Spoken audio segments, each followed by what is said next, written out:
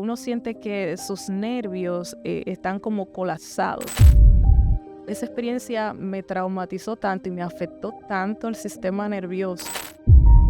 Entonces yo me daba como falta de respiración, estar en sitios cerrados, porque sentía que me asfixiaba y quería salir corriendo de ese lugar. Hola, soy Ramona Santos, psicóloga clínica y creadora de Sanar en Ti. Este es un espacio seguro para tu crecimiento y sanación interior. Mi camino comenzó con mi propia historia de sanación. Enfrenté momentos difíciles que me llevaron a descubrir mi propósito, que es acompañar a mujeres como tú hacia el bienestar mental y emocional. Sanar en Ti es más que un podcast, es una comunidad donde crecemos juntas, nos apoyamos y nos empoderamos. Cada semana exploraremos temas como manejo de emociones, mindfulness y autoconocimiento. Estoy aquí para ayudarte a alcanzar tu máximo potencial y brillar con tu propia luz. Bienvenida a tu viaje de sanación. Bienvenidos a este espacio. Por primera vez, damos las gracias a Dios por estar aquí con este contenido que vamos a crear de Sanar en Ti. ¿Por qué Sanar en Ti? Porque siempre he entendido por experiencia propia que la sanación tiene que venir desde adentro y que primero yo tengo que sanar yo para poder ayudar a otros a que sigan sanando. Por eso esta comunidad y este podcast se llama Sanar en Ti. Estamos iniciando o continuando un trabajo y un sueño de mucho tiempo que hoy, gracias a Dios, se está haciendo realidad. Estamos aquí, le vamos a pedir que sean buenos, que den like, que comenten, que compartan para que podamos crecer e ir llevando un contenido valioso, de valor, que aporte a la comunidad, que aporte a todo el que lo vea. No son terapias, pero sí te pueden ayudar a encontrar el camino. De eso se trata la comunidad Sanar en Ti. Así es que ya saben, like, comenta y comparte. Y esta noche, que más que estar agradecida de Dios, porque se teje una historia muy linda, y es que cuando me atreví hablar sobre volver a empezar con mi vocación de servicio, una persona a la que Dios puso en mi corazón que me le acercara y le dije mi deseo. Esa persona pudo ver en mí la empatía, el deseo de dar, de servir, y dijo que sí. Y hoy, sin pensarlo, en este inicio, está esta noche aquí con nosotros para iniciar nuestro podcast número 1, el primero de muchos, con Dios delante. Así es que les presento un aplauso para mi querida Cheryl Brito, que está aquí con nosotros. Gracias por haber dicho que sí. Y como decía, el Señor tiene cosas maravillosas con nosotras. Amén, doctora. Para mí un placer, un honor estar aquí con usted y ser su primera invitada. Muchísimas gracias por la invitación. Gracias a ti por decir que sí y porque fuiste la persona con la que primero me abrí después de llegar a este país, que no le decía a nadie que yo era psicóloga. Era un silencio, porque el que ha emigrado sabe que cuando uno viene aquí comienza de cero. Entonces, gracias por el apoyo, gracias porque me tendieron la mano, tanto tú como tu esposo Edwin. Así es que gracias, y una vez más esta noche vamos a hablar de un tema que coincidencialmente también, cuando empezamos nuestras primeras capacitaciones, fue de la ansiedad. Sí, así es. Fue de la ansiedad, y recuerdo como ahora que dimos un tema que dio mucho de qué hablar, que muchas personas, la ansiedad es algo que padecen muchas personas, que padecemos, que puede ser una epidemia, pero que no nos damos cuenta quizás que estamos trabajando o padeciéndola, porque la ansiedad no es más que un exceso de futuro, un exceso de qué va a pasar, un exceso de ¿y si me pasa? Y por ejemplo en este podcast, ¿y si no digo las cosas como son? ¿Y si no me ven bien? ¿Y si mi pelo no está bien? ¿Y si no me veo bien? O sea, el easy. Siempre estamos con el easy. Pero qué bueno que Cheryl está acá y ella sí nos puede compartir en carne viva cómo se siente la ansiedad. Fíjese, como usted menciona, inicialmente nosotros estuvimos haciendo esos talleres donde usted estuvo hablándole a la comunidad respecto a la ansiedad y otros temas. Y mire cómo es la vida, que en un momento dado, pues yo empecé a padecer de ansiedad también. Y como usted dice, es un exceso de emociones, de preocupaciones por lo que puede pasar. En mi caso, también exceso de estrés y también en un momento dado el uno enfrentarse a una situación en la que uno piensa que su vida está en un hilo. Eso también puede desencadenar esos síntomas y esos ataques de ansiedad, como me pasó. Muy bien.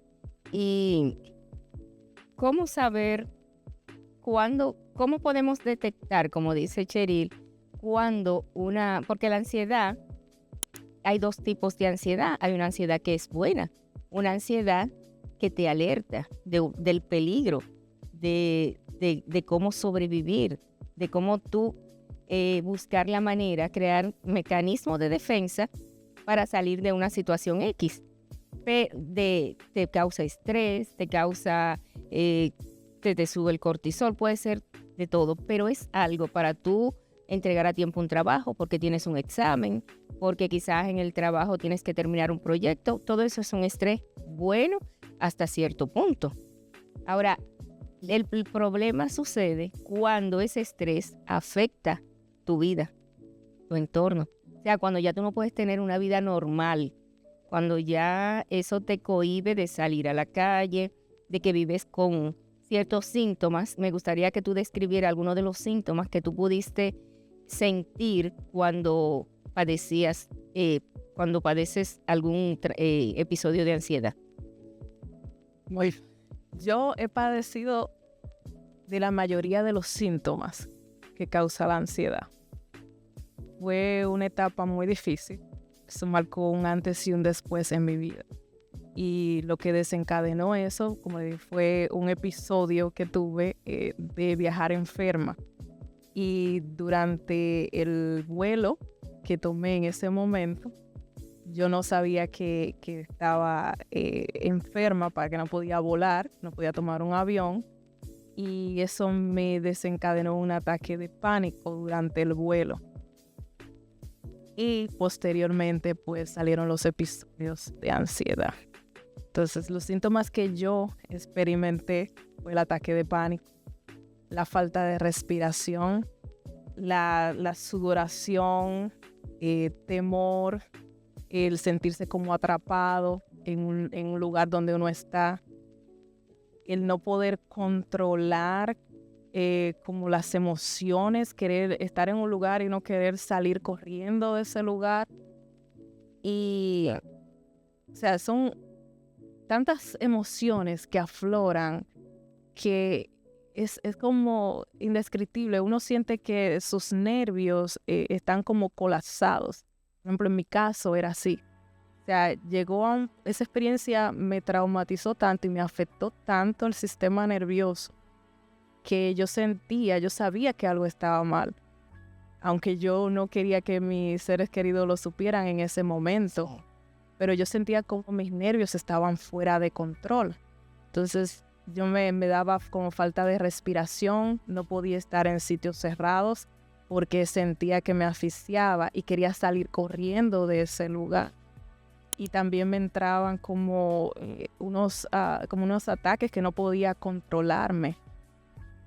Y era muy difícil, muy difícil. Los primeros días recuerdo que no podía dormir bien, no tenía nada de apetito. A uno se le va el apetito, se le va el sueño. Gracias a Dios, todo eso se puede superar.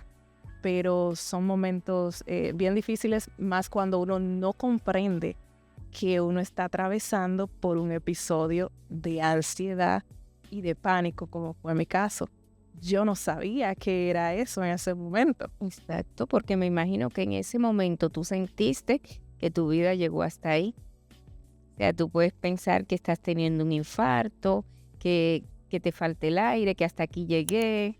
O sea, todo lo trágico, como decíamos ahorita, es un exceso de futuro. ¿Y si me muero? ¿Y sí? O sea, toda esta parte fue la que viviste. Y esto en ese momento pensaste en hacerte algún estudio clínico, porque es lo primero que uno piensa. Voy al médico, o sea, no al psicólogo, porque en ese momento es algo físico, que tu cuerpo está reaccionando y tú estás sintiendo las palpitaciones y tú a veces sientes malestares estomacales y te puede dar vómito, diarrea, falta de apetito. Lo primero que tienes que ir a descartar al médico. Y esto lo decimos por si alguien está pasando, el que puede ver esto y se identifica, lo primero es ir a descartar, hacerse su analítica, que un chequeo de un médico, para entonces luego sí ver cuáles son esas emociones que en ese momento se están saliendo de control. O sea, ¿por qué? Quizás yo te podría preguntar ahora, en ese momento, ¿cómo iba tu vida? ¿Cómo era tu diario vivir? Llámese en cuanto a trabajo. ¿Cómo estaba? Mucho trabajo. Usted sabe que aquí la vida en Estados Unidos es muy ajetreada, como decimos nosotros los dominicanos. Y yo era como un robot. Yo trabajaba todos los días, no importa la hora, incluyendo fines de semana. Mi trabajo es un poco estresante porque uno recibe muchas personas llamando, quejas respecto a muchas situaciones. Y aparte de eso, la vida personal, la familia. Yo estaba bajo mucho estrés. Entonces, al pasarme ese episodio en el avión, en un viaje que tuve con mi esposo, en ese momento yo no pensé que era eso. Ahora, yo no le dije a él en el avión tampoco que me había sucedido eso. Yo recuerdo que yo empecé a sentir, o sea, se me taparon los oídos, la cabeza la empecé a sentir bien pesada. Dejé de producir saliva, no podía respirar. Y cuando yo vi por la ventanilla que estábamos en un avión a tantos pies de altura y miro hacia adentro y veo que el espacio pequeño, yo me paré y le dije a él, yo voy para el baño. Pero yo no quería ir para el baño, yo quería que ese avión bajara, aterrizara y yo salir de ahí corriendo. Sí. Pero algo que digo que fue Dios me dijo, yo escuché esa voz que me dijo, siéntate, cálmate, que todo va a estar bien, ya estamos llegando. Y doctora, yo me senté y recuerdo que le dije, no, ya yo no voy para el baño. Y le dije, por favor, coloca una película, y lo tomé de la mano. Y tenía un yogur y yo me puse a comerme el yogur, eso me ayudaba a generar un poco de saliva. Y me tranquilicé, sobrellevé los síntomas hasta que el avión aterrizó y gracias a Dios. Después de ahí, pues, los síntomas desaparecieron. Entonces yo le comenté a él lo que me había pasado.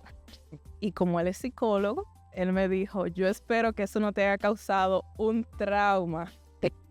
En los aviones. Sí, que se te haya quedado y vaya a causarte algo más serio. Entonces lo mío fue como algo paulatino. Luego de ahí comenzaron entonces los ataques de, como te dice, las palpitaciones, la falta de respiración, especialmente en espacios cerrados, y la fobia a los aviones por el episodio que me había sucedido. Entonces yo en ese momento, no, hasta un mes o 2 meses después, yo no busqué ayuda porque eran episodios, no eran todos los esporádicos que pasan. Exacto. Ráfagas. Sí.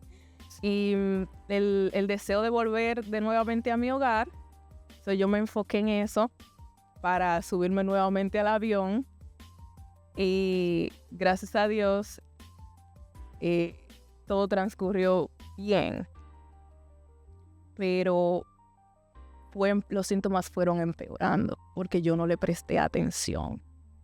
Entonces, cuando hubo un día que salimos y en la madrugada yo empecé a sentir mal, pensé como que me iba a desmayar, síntomas como de intoxicación, cuando uno se intoxica con un marisco, y yo me levanté y ya yo no aguantaba, pensé que me iba a dar algo, como decimos nosotros, y yo le dije, tenemos que ir al hospital, porque yo no me siento bien, me siento que me voy a desmayar, me falta el aire y mareos, que veo todo negro. Y cuando llegamos al hospital, el enfermero lo primero que me preguntó, ¿usted ha sufrido de ansiedad? Y esa fue la primera vez que yo escuché la palabra seriamente y entendí que eso era lo que me podía estar pasando. Y desde ahí entonces decidí yo investigar. Recuerdo que la llamé a usted para pedir de ayuda porque los síntomas fueron empeorando. Y yo dije, yo necesito buscar ayuda. Esta no soy yo. Y decía, Señor, ayúdame, esto no viene de ti. Saca todos estos pensamientos, esos sentimientos, todas esas emociones y ayúdame a sanar, ayúdame, enséñame cómo yo volver a ser la persona que yo era, una mejor versión de mí. Y a partir de ahí empecé entonces a educarme y a buscar la ayuda que necesitaba para yo superar eso. Pero fue un proceso porque al principio yo no entendía ni sabía ¿Qué estaba pasando? Exacto. Hay algo muy importante que tú dijiste y algo que siempre tenemos que tener pendiente, esa vocecita. Esa vocecita que te dijo tranquila, calma, y es una de las técnicas que la persona que sufre trastorno de ansiedad debe buscar. Y el regular esos pensamientos, gestionarlos. Ese y sí, no, estoy en el avión. El avión es lo más seguro que hay. O sea, siempre como contrarrestar, llevarle la contraria a ese pensamiento y buscar esa vocecita que te dice, estás segura, estoy con mi esposo, nada me va a pasar. O sea, todo eso, esto que me está pasando es porque tengo mucho estrés, estoy trabajando mucho y buscar. Qué bueno que tú cuando viste que ya tenías todo, que sentiste que no podías más, pues dijiste, no puedo sola. Y es algo que aconsejamos, buscar ayuda.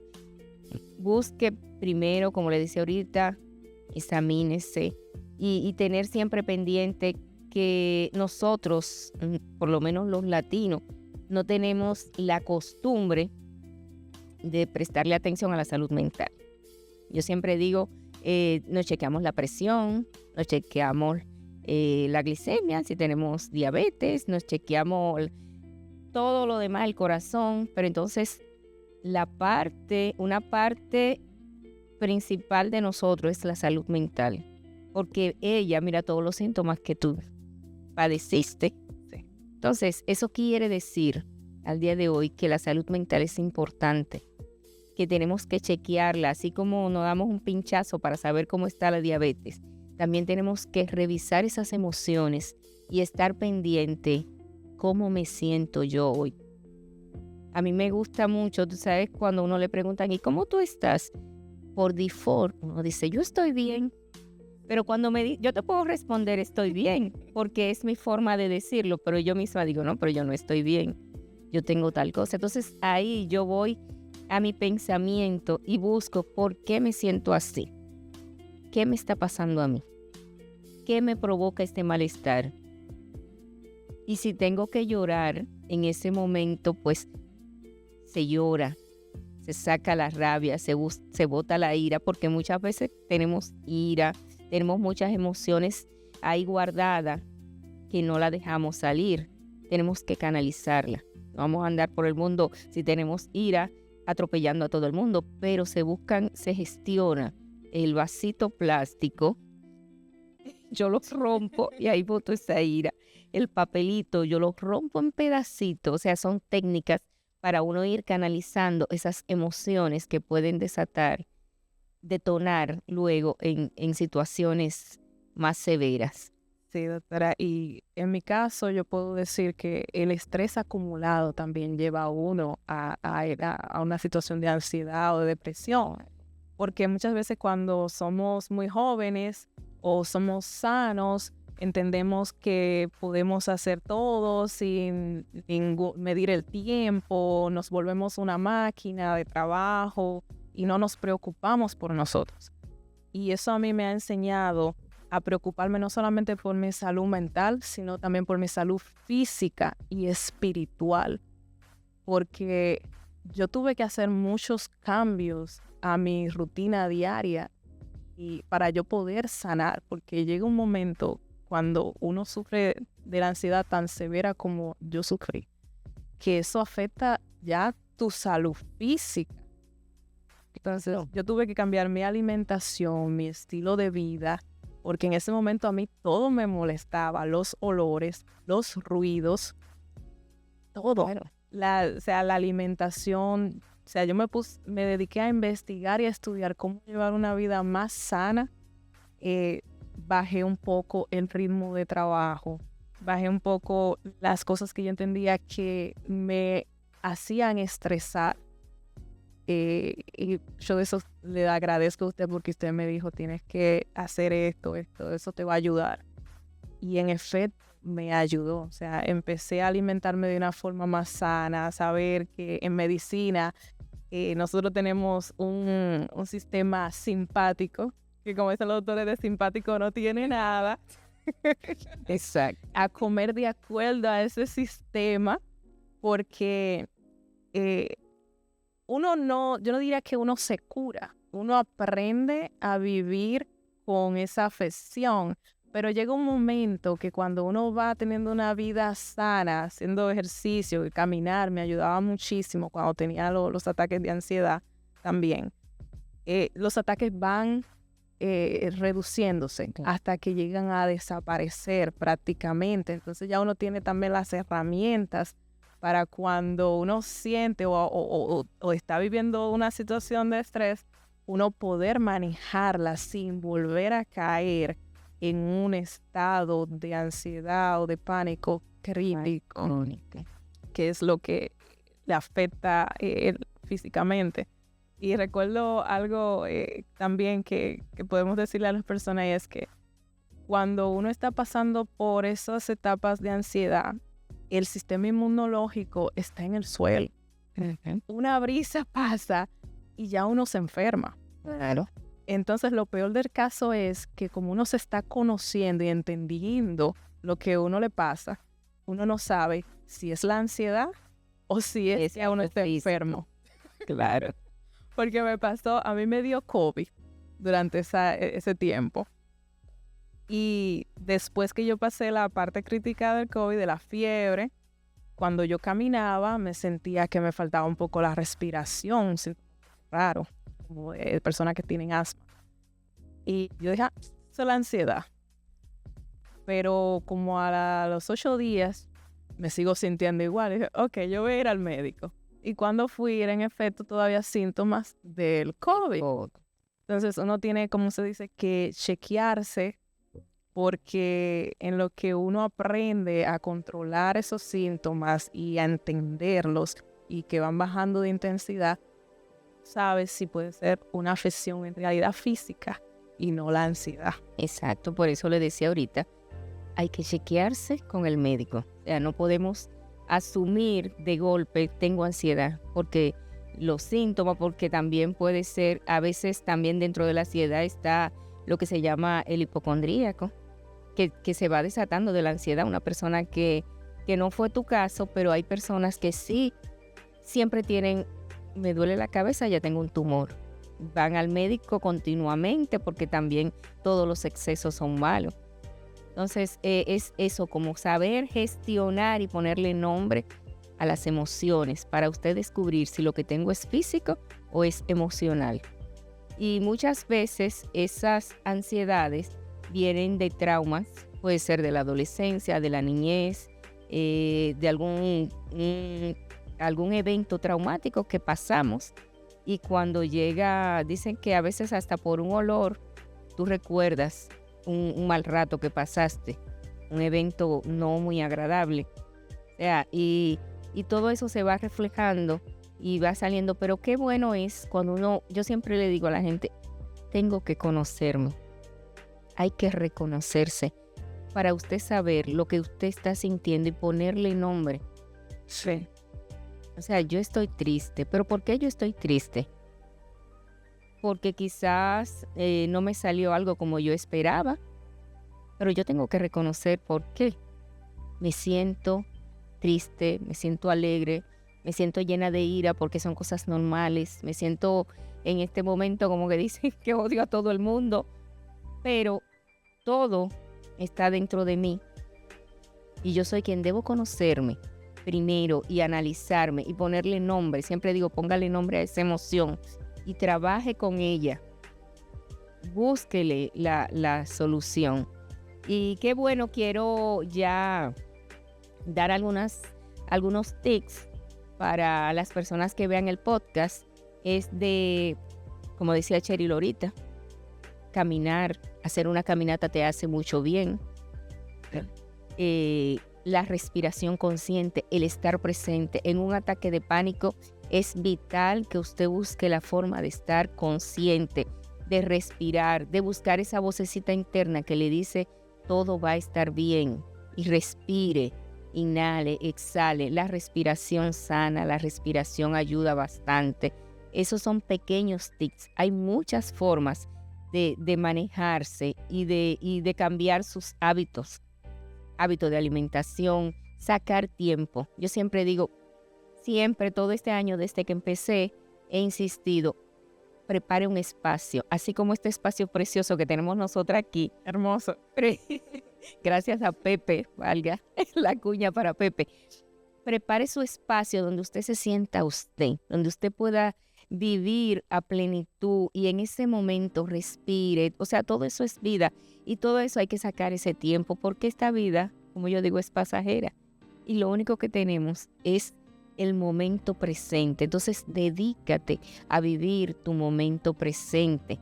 Damos muchas gracias a Cheryl por estar aquí, invitación, por compartirnos tu experiencia, que espero que para muchos sea de mucho bien, de que si alguna persona está en una situación como estuvo Cheryl, que sepa reconocer y que de ahora en adelante vaya buscando esa luz y vaya saliendo. Sí se puede. Sí se puede, claro que sí. Con la ayuda de Dios y uniendo de su parte, podemos superar cualquier adversidad y cualquier enfermedad. Así es. Esa vocecita tenemos que comenzar a manejarla a ella, no que ella nos maneje a nosotros. Entonces, lo único que me queda decirle en esta noche, gracias a Cheryl, y leerle esto: sea alegre y optimista. No pierdas el tiempo mirando hacia atrás para ver lo que ya hiciste. Mira hacia adelante y camina confiada y alegre, practicando el bien y ayudando a todos. Y serás feliz y reconociéndote. Gracias.